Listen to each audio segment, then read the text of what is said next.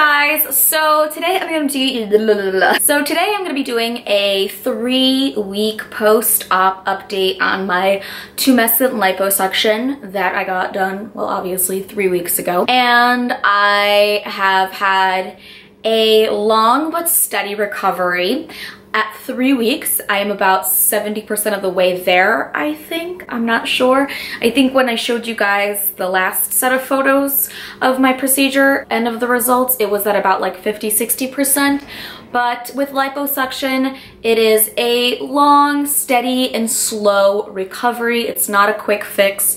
A lot of people are telling me that, oh, you should have just like went to the gym and dieted. People are saying that liposuction was just like my easy way out, but I was not trying to lose weight. I was just simply trying to sculpt my stomach. I don't want to lose weight in other parts of my body, such as my breasts and my thighs and my butt. I want all the fat on my butt that I can get because I have a tiny hiney. And I am in good shape. I exercise regularly. I eat very, very healthy. And so this was just to enhance a part of my body that held on to stubborn weight over my entire lifetime.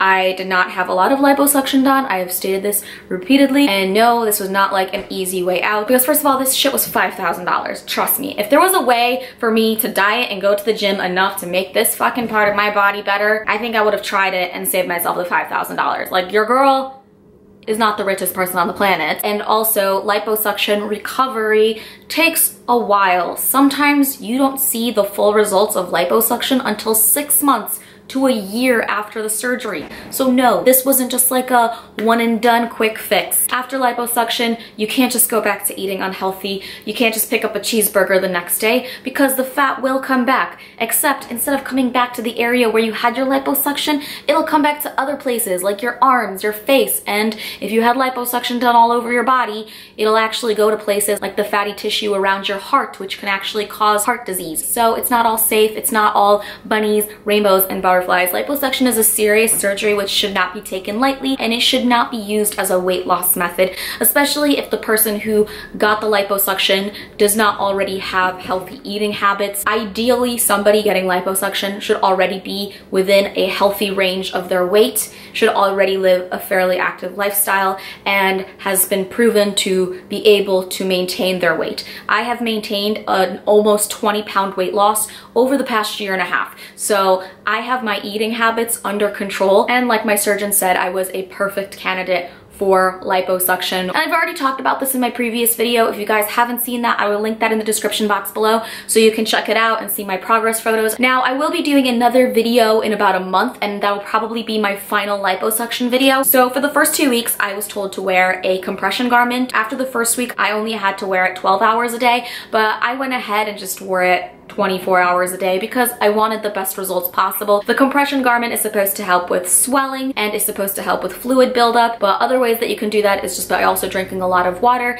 and by eating a very low sodium diet, which I've stuck to very, very well. And I've avoided alcohol. My recovery has been relatively painless, aside from being sore in my tummy and aside from the swelling here and there, which has been intermittent throughout the past 3 weeks. It has been fairly okay. There hasn't been a dramatic change on the scale. I still am around 120 pounds. But yeah, my recovery has been great. There have been no complications, and I find myself to be very, very fortunate, because sometimes you go online and just because people decided to save some money and go to somebody that was not board certified, or because they just weren't right candidates, they ended up with really terrible results. And I haven't had to really deal with any of that, and it's awesome because now at 3 weeks post-op, I'm able to wear clothes that I still wore before the surgery, but now they just look 10 times better on my body because I don't have that spare tire anymore that I used to have. And I will show you guys a video of me so you can see what it looks like. I am no longer wearing my compression garment.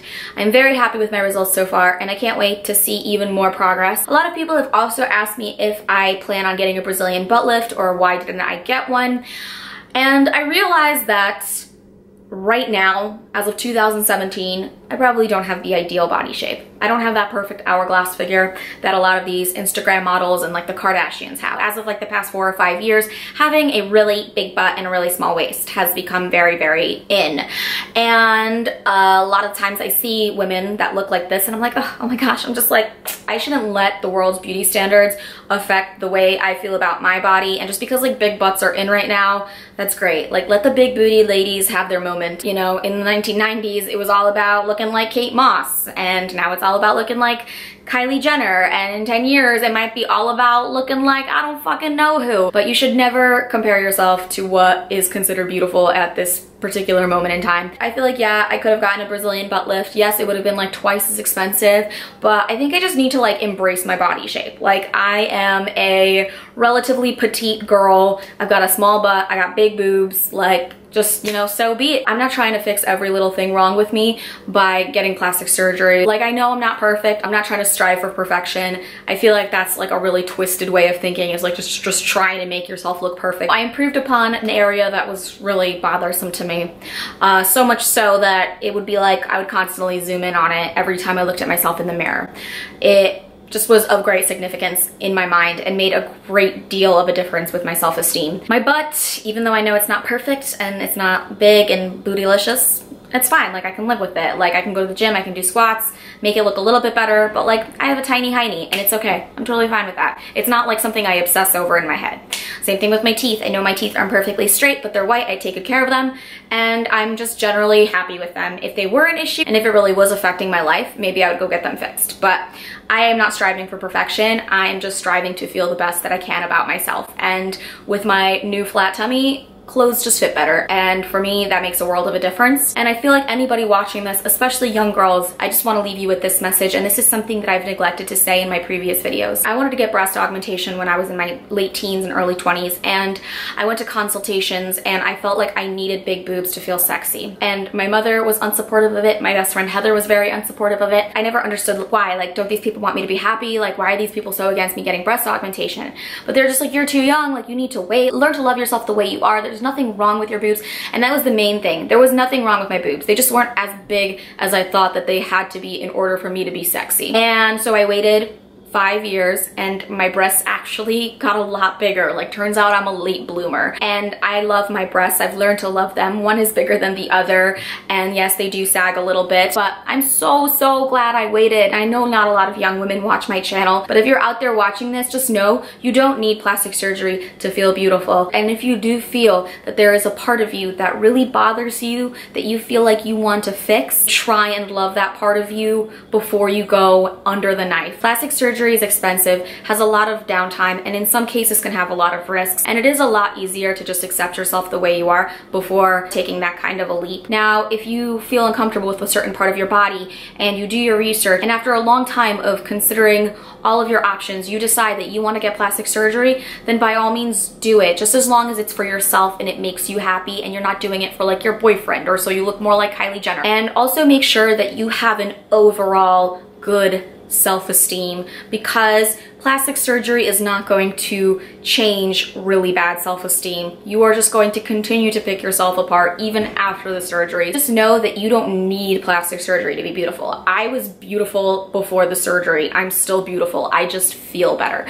So yeah, that is it for today's video. I hope you guys enjoyed my little post-op update. I'll be doing another one in about 2 months. Make sure to click the thumbs up button if you want to see that video, and to subscribe to my channel by clicking the subscribe button and the little bell next to it, because that makes you cool or some shit. And I'll see you guys in my next video.